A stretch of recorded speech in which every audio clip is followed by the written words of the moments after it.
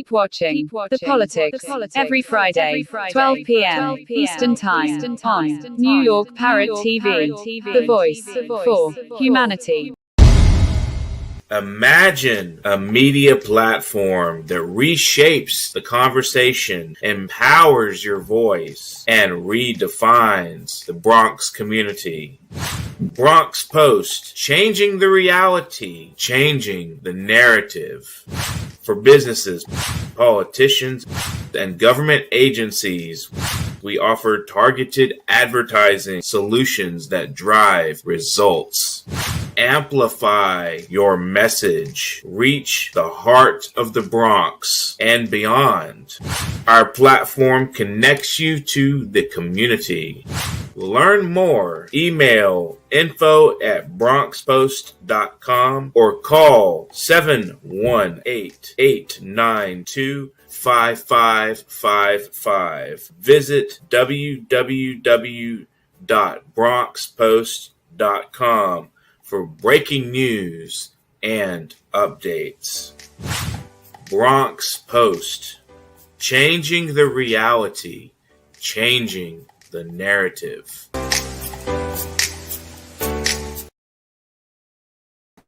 Welcome to Talking Politics. My name is Robert Press. I'm a reporter with, as you can see by my official New York City press card, I write for the Bronx Post and the Parkhester Times.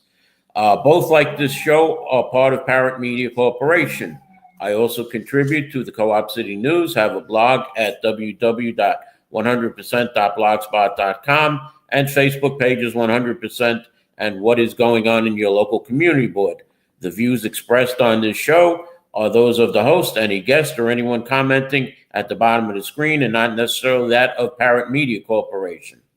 On to our weather report. Today, Friday, the high will be 82. Tomorrow, Saturday, 84. Sunday, 82.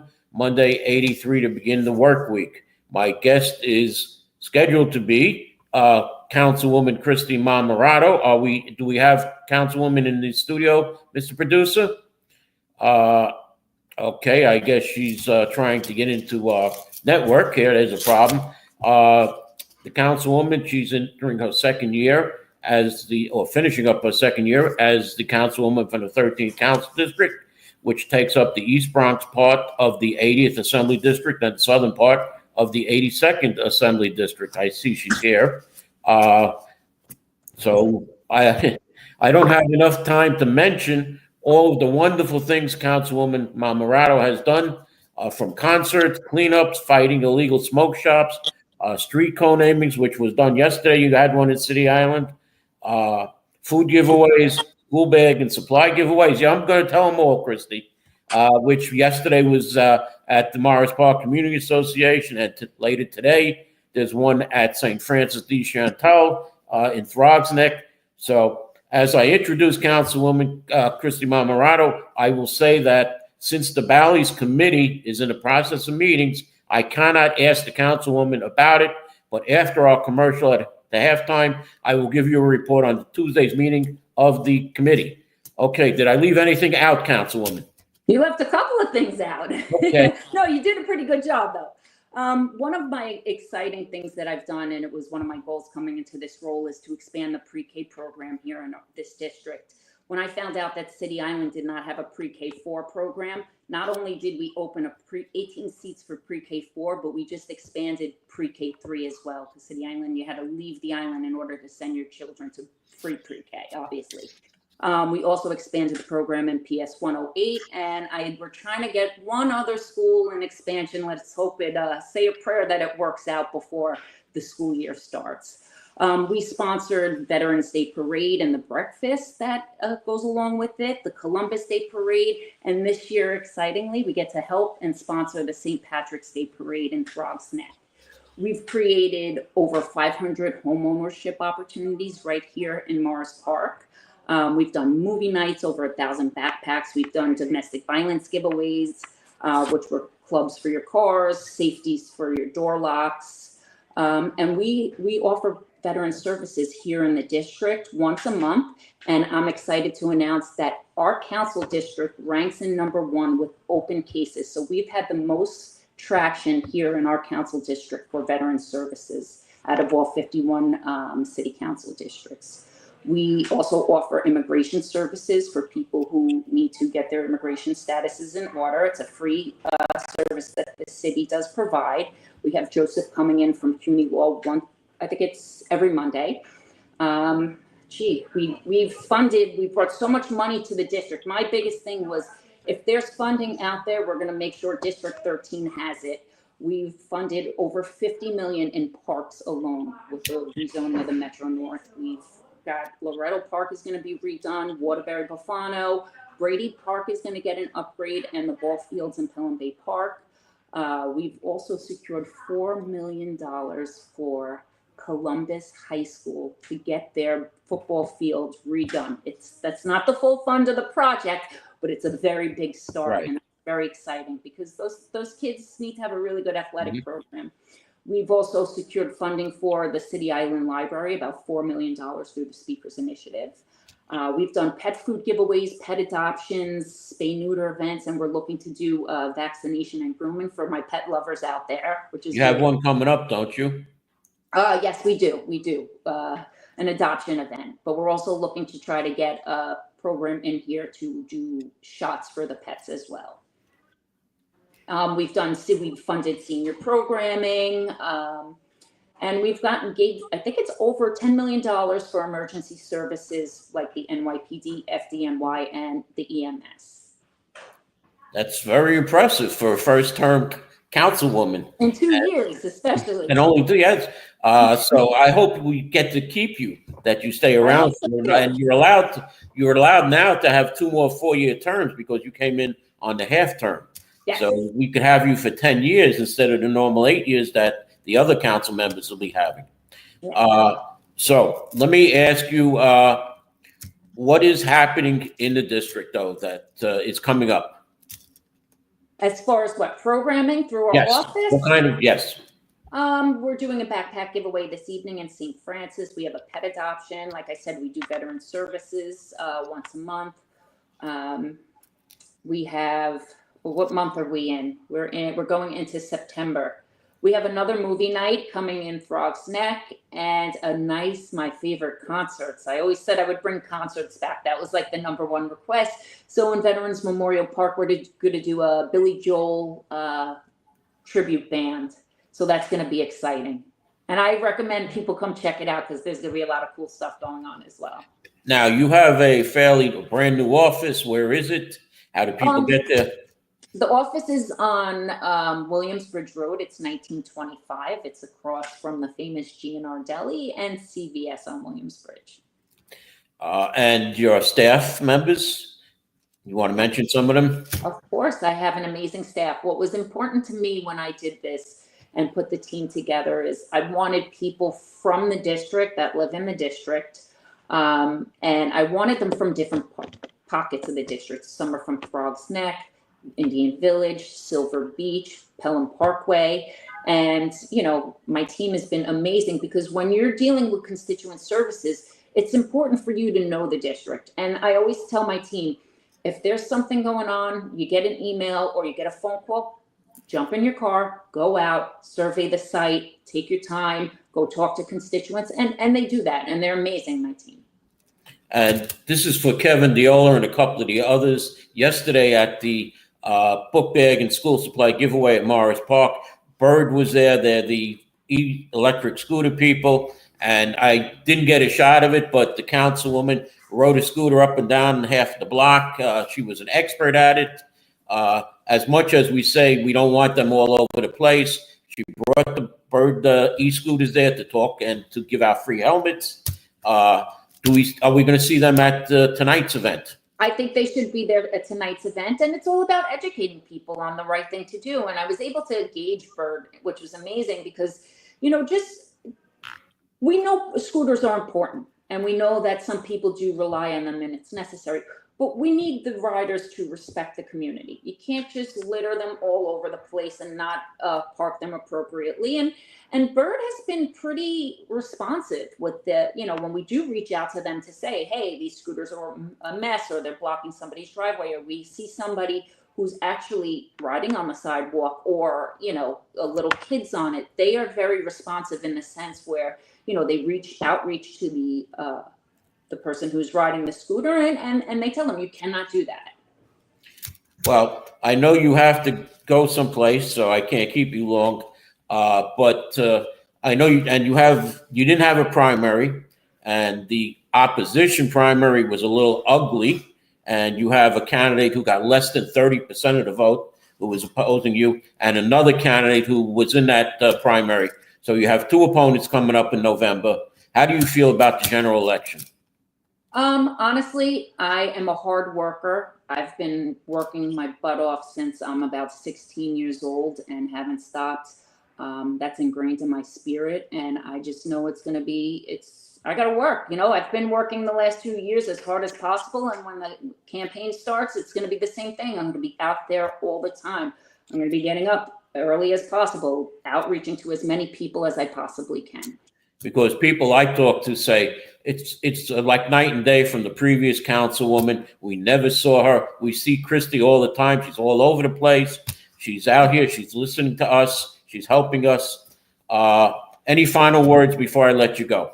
This district is my home. It's been my home for so many years. I had an opportunity to buy a home and start my family, and all I could think about is to say to my husband, I want to stay here in the Bronx. And we moved over to Morris Park. And it's like, it was one of the best decisions in my life because I genuinely care about our community, how we are, our quality of life. And I'm always going to fight for our quality of life and our public safety. Okay. And I hope to have you back on before the election. I had one of your opponents, Joel Rivera, on already. And I invite Shirley Aldebo, the Democratic candidate, to come on if you want. However, the Democratic Party consultant, Jason Laley, has said to me, I don't want my Democratic candidates coming on your show. So we'll have more Christie in the future then, and maybe Joel again. So I want to thank you for coming on. I'm going to go to a commercial right now. And when I come back, I have a lot of news. And once again, thank you, Councilwoman Marato, for coming on. And hopefully we'll see you next year. Okay, thank you so much. Have a good day. Imagine a media platform that reshapes the conversation, empowers your voice, and redefines the Bronx community. Bronx Post, changing the reality, changing the narrative. For businesses, politicians, and government agencies, we offer targeted advertising solutions that drive results. Amplify your message. Reach the heart of the Bronx and beyond. Our platform connects you to the community. Learn more. Email info@bronxpost.com or call 718-892-5555. Visit www.bronxpost.com for breaking news and updates. Bronx Post, changing the reality, changing the narrative. Okay, welcome back. As I said, I couldn't ask the councilwoman about the Bally's meeting and what's going on, but let me start with groups are lobbying state and local governments in New York to the tune of $183.25 million in the first half of 2025, according to numbers released by the Commission on Ethics and Lobbying in Government. The list of the highest spending clients include 4 gambling enterprises. 3 of those were directly involved in ongoing efforts to obtain one of the 3 lucrative New York City casino licenses. The list was topped by Queens Future, $1.9 million, which was created by Mets owner Steve Cohen. He's hoping to build a casino in Citi Field. Now, Steve Cohen has former Bronx Borough President Ruben Diaz Jr. and former Bronx Democratic County leader Marcos Crespo as part of his team. The next company that came in was the company that's looking to turn its racino at Aqueduct Racetrack in Queens into a full-fledged casino. They spent $1.88 million. Steve Combs, as I said, spent $1.92 million. I don't know if I said that. And what's interesting about the Aqueduct Casino is that Patrick Jenkins is associated with that. He is the former roommate, a college roommate, and consultant to, or political advisor to, Speaker of the Assembly Carl Hastie, who was also a Bronx Democratic county leader. Then we have the third was Sports Betting Alliance, which spent $1.25 million in its support of mobile betting, and TSG Coney Island Enterprises, which is Holdco, had spent $1.14 million in fourth place.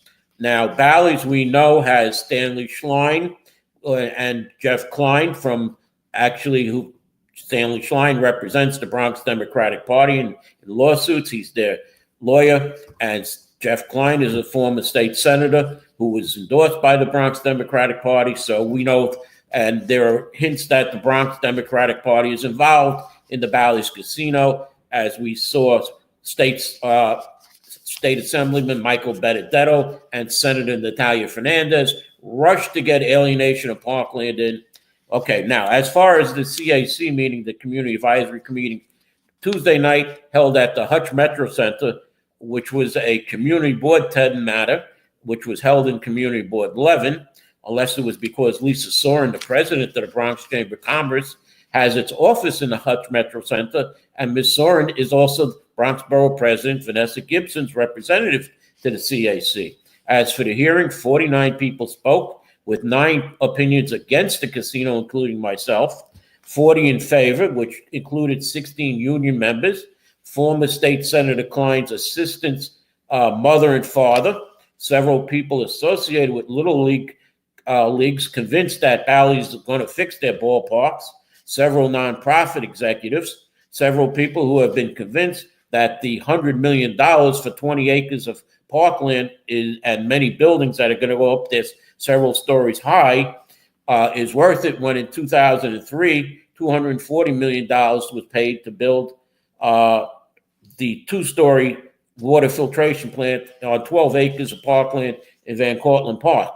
Now, one of the most touching moments was a 13-year-old girl who said, "Thank you, Bally's. I can now go to Preston High School. It was going to close. You're going to keep it open." And a couple other people who said it was wonderful that Bally's could be so generous and keep Preston High School open. However, where was Jennifer Lopez, who went to that school? All right, and I'm going to move on to regular news. President Trump, his historic summit in Alaska with Russian President Vladimir Putin yielded really no agreement to end the Russian war on Ukraine. Trump announced in an early morning update that he now seeks a full peace treaty rather than a ceasefire as the next move. And the White House is floating Budapest as a potential location for a prospective trilateral meeting between Trump, Putin, and Ukrainian President Vladimir Zelensky. Political reports. It would be a controversial choice. Hungarian Prime Minister Viktor Orban is seen more favorable to Putin than most of his European counterparts, and Budapest has an uncomfortable historical parallel for Ukraine. It harkens back to the 1994 Budapest Memorandum, during which the U.S., the United Kingdom, Russia promised to uphold Ukraine's independence, sovereignty, and respect for its borders in exchange for relinquishing its nuclear weapons. Now, as far as what happened on Wednesday, Russia Wednesday night launched over 500 drones and 40 missiles in an aerial attack, marking one of the heaviest bombardments in the recent weeks. Part of the attack focused on the U.S.-founded electronics manufacturer near the Ukrainian border. One person was killed, 22 were wounded, most of them in the attack that damaged the storage facilities at the electronics manufacturing facility in Ukraine's far western, I can't pronounce this one, Zaporozhye region. The Russian attack came just days after Trump held a series of diplomatic meetings in an effort to negotiate a ceasefire. Ukrainian President Vladimir Zelensky noted the attack on American-owned business is very telling of Russia's motives. urging Western allies to respond. The Russians carried out the attack as if nothing has changed at all, as if there is no global efforts to stop the war. This requires a response, Zelensky wrote. There is still no signal from Moscow. They truly intend to engage in substantive negotiations to end the war. He said pressure is needed, strong sanctions, and strong tariffs. As far as the president bringing the National Guard to New York, Governor Hochul said she won't put an end date to the National Guard and the subway deployment, which started in March 2024. Now, that's a little hypocrisy there, that Governor Hochul doesn't want the president to bring the National Guard in, but she brought the National Guard in for the subways. But she insisted in a combination of factors, the presence of troops on platforms, placing cameras on subway cars, and boosting overtime for cops has all worked. You look at the numbers, it's showing we're making a real difference here. Hochul told reporters on Tuesday, we're going to keep our efforts up to fight crime. She meant to allay the public's concern over crime through coordination with the New York City officials from Trump's use of National Guards on Washington streets, as I said, despite opposition from the locally elected government.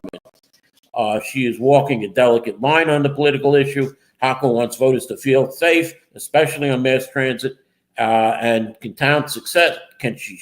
She can tout success, proving a point that safety has improved. But it all comes as Republicans signal they'll again make public safety a campaign issue as she runs for re-election next year. Now, this comes also as we have a leading candidate for mayor who is anti-police, who may want to cut these police, and he and his opponent, Governor Cuomo, former Governor Cuomo, are fighting. They're each accusing each other of lying about the court. Nami is lying about Cuomo's coordination with President Trump, but he says Cuomo is seeking Trump's help to win in November despite his double-digit loss in the Democratic primary last month. It's par for the course for Andrew Cuomo, Mandami told New York One in an exclusive one-on-one interview Tuesday. Politico reported that Cuomo was asked about drawing Republican votes away from the party's nominee, Curtis Sliwa, and that he revealed he thinks he can work with Trump. First, he publicly denies the New York Times report of the fact that he had a conversation with Trump about the race, Mandami said. Responding to Mandami, Cuomo spokesman Richard Posity told New York One, I'm not playing games with this child wannabe mayor. It's not true. Cuomo was answering a hypothetical question about if this was a two-person race. Mandami says his views, he views Trump and Cuomo as similar foes. I don't think there's much of a difference between me standing up against Donald Trump and me standing up against Andrew Cuomo. Facing heat for his longtime support of a bill that would decriminalize certain offenses tied to those who work in the New York sex trade, but keep in place strict penalties for traffickers and pimps, Mandami said it's a public safety issue. My focus is on the outcome of public safety. What would I tell these critics? They include Mayor Adams and Andrew Cuomo, is to look at the policies that have been pursued over the past few years. Mandami also slammed Mayor Adams for his recent veto of a bill that would have raised the wages for delivery app workers after the mayor claimed it would increase prices on consumers. I think it is yet another example of Mayor Adams betraying working class New Yorkers, the very New Yorkers he ran to represent 4 years ago, Mandami says. However, New York City Democratic nominee candidate Zohan Mandami has received nearly $10 million in public matching funds for his campaign, despite having serious discrepancies in his mandatory financial disclosure filings, the New York Post has learned. Mandami, the frontrunner heading up November general election, claimed a recent filing, City Conflict Interest Board reported his finances for the last year that he owned vacant land in Jinja, Uganda, valued at $100,000 to $250,000 since March 14, 2016, records show. Mandami, who earned $142,000 annually as a Queen Bay State Assemblyman, also noted owning stock interest in the company Mytech, valued at a combined $5,000 to $55,000, having a retirement plan worth another $1,000 to $5,000. However, in his annual financial statements for 2020 through 2024, filed with the State Legislative Ethics Committee, Mandami 33 said he took full ownership of the Ugandan site 4 years earlier in 2012. He also didn't list any stocks in his 2024 filing, instead claiming only securities he owned were valued at less than $2,000 from a retirement plan he worked in 2019. The revelation that Mandami's state filing contradicts the city filings come while two of his top competitors, Mayor Eric Adams and Andrew Cuomo, have been denied millions of dollars in matching funds for the city campaign finance board after being flagged for various violations. Every time you scratch the surface of this guy, more red flags emerge. Defense lawyer Jim Walden, who was running for mayor as an independent candidate, said, "Here, the obvious concern is that he's underestimating his wealth, understating it. He should come clean if he can't be honest and add to the growing list of disqualifiers." Lisa Petro-Reed, executive director of the State Legislative Ethics Commission, said elected officials who knowingly make false statements to the commission could face fines of up to $40,000. And she said if amendments are needed, the assumption typically is an inadvertent error occurred, she said. The Conflict of Interest Board Executive Director Carolyn Miller deferred questions about matching funds to the Campaign Finance Board, but said filers regularly and routinely amend their annual disclosure reports to resolve discrepancy. Hank Scheinkoff, a longtime Democratic political consultant, questioned whether the state and city entities, which are designed to be independent and apolitical, are ignoring Mandami's discrepancies because they're worried about being accused of being Islamophobic. That's hypocritical at best, he said. Now, Mandami's campaign told the Post on Saturday the Conflict of Interest Board filing will be attended to reflect the required Ugandan property in 2012. It will also be amended to say that he was paid $4,943.68, half of his initial $10,000 investment in MyTech after the company dissolved on December 2024, the campaign said. That's a pretty bad investment. Do we want that guy as mayor? Now, who will be the next city council speaker? In the background of a deafening mayor election, the quiet power struggle to become the next speaker of the New York City Council January 1st, 2026 is well underway. Candidates who have been actively campaigning include Manhattan Council member Julie Menon, who previously had led two city agencies and the city's 2020 census outreach efforts. There's Brooklyn Council member Crystal Hudson, a former council staffer who was among the more prolific of council's first-term members, and Bronx Council member Amanda Farias, another former council staffer who is now the majority leader. But the field is certainly not fixed. Council member Carmen De La Rosa told City and State she's also running. Councilman Kevin Riley of the Bronx said he's considering it, and Council member Chris Marte has done outreach and about running and has not responded to questions if he is running. Democratic mayoral nominee and frontrunner Zoe Mandami was asked whether he would support Hudson or someone else. He goes, "I have deep respect for the council member as well as all council members across the board." Mandami deflected, "My focus is on winning this election for mayor in November." Menon, who is not a member of the council's Progressive Caucus, could make it more easily than some of her competitors, though one council member supportive of Menon noted that she and Mandami also share goals like universal child care. Still, none of the candidates running for city council speaker are considered among the council's far left members. Unlike Mandami, none of the members are members of the Democratic Socialists of America. That includes Hudson, who beat a DSA candidate in her 2021 primary with the support of Minority Leader Hakeem Jeffries. Manhattan prosecutors are sweeping corruption charges. This is yesterday against current New York City Mayor Eric Adams, former chief of staff Ingrid Lewis Martin, and several associates unsealing 4 separate indictments against her and her associates and top Adams administration official and former state senator Jesse Hamilton resigned after being targeted in a sprawling bribery case alongside with several other prominent allies of Mayor Adams. You might know that we said this about a month or two ago.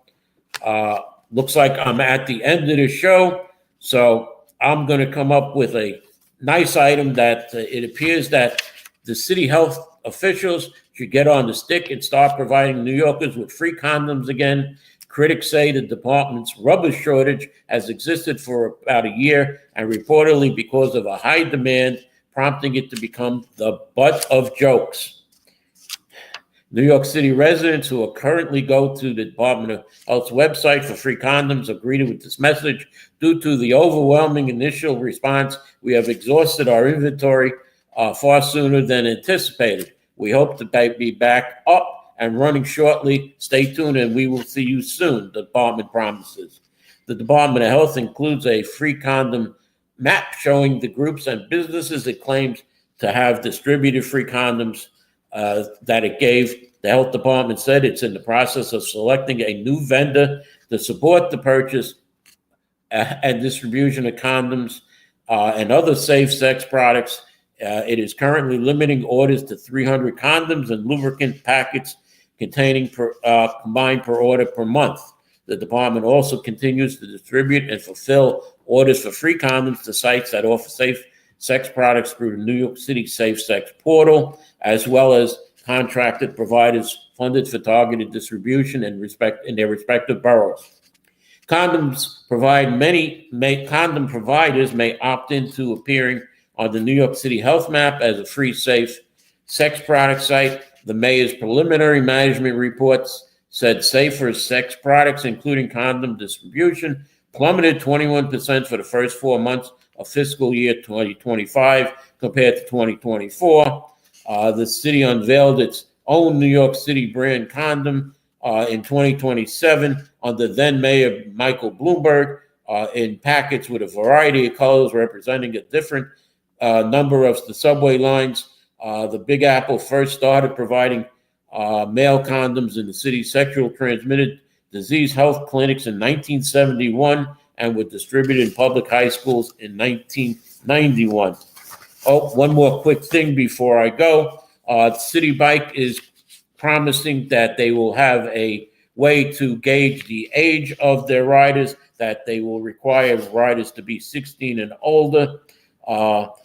The dangers of underage use of the bikes are compounded by riders' frequently failure to use proper safety and equipment. The Deputy Mayor Randy Masker wrote, he added, in the absence of prompt action on your part to address this public safety issue, we will pursue appropriate steps to remedy the situation. And Kevin, that is why you see some of the bikes being stopped. Bicycle collision rates have remained fairly steady with about 2,500 collisions so far this year and around the same amount this time last year, according to the NYPD traffic data. But e-bike collisions are on the rise. There were 480 collisions this year compared to 369 last year, representing a 30.1 increase. So if you're riding an e-bike, be careful. I know one of my friends from Bronx Park East, she always wears her helmet when she rides a bike. Her name slips my memory right now. And so let me end the show here since I can't remember her name there, of the Bronx Park East person. I'm sure several people are happy about that. So let me say goodbye. Thank you for watching. I hope to have further guests. Councilman Oswald Felice said, yes, I would be glad to be a guest on your show. So I'm going to try and get Councilman Oswald Felice. And I welcome Councilwoman Mamarado's opponents to come on the show anytime. Just contact me. I'm sure Jason Laidley has my number. So thank you for watching, and I'll see you next week here on Talking Politics. Bye. Imagine a media platform that reshapes the conversation, empowers your voice, and redefines the Bronx community. Bronx Post, changing the reality, changing the narrative. For businesses, politicians, and government agencies, we offer targeted advertising solutions that drive results. Amplify your message. Reach the heart of the Bronx and beyond. Our platform connects you to the community. Learn more. Email info@bronxpost.com or call 718-892-5555. Visit www.bronxpost.com for breaking news and updates. Bronx Post, changing the reality, changing the narrative. In a world where the quality of information available to poorer communities is doctored, tainted, and sometimes regressive, where the words fake news have come to mean other people's opinions, it is vital to rely on news platforms with journalists who have feet on the ground and can report the truth. New York Parrot, a New York-based national and global news outlet, is changing the narratives of media operations. We focus on the news that matters, like self-empowerment, entrepreneurship, finances, health, security, politics, and more. We strive to curb violence, racial and economic discrimination, and to promote peace and socio-economic development of multiculturally diverse world. As we give voice to the people, we also give your business a voice and make it heard. Get your products and services off the ground by advertising on our fast-growing platform. With so much of daily visits to New York Parrot, you can't afford to be invisible to prospective clients on the websites they trust the most. Our posts reach millions of people across the New York State and around the world. Advertising on our news site will unlock an audience of thousands of potential customers on your doorstep. New York Parrot is born to prosperously speak tomorrow for the voiceless.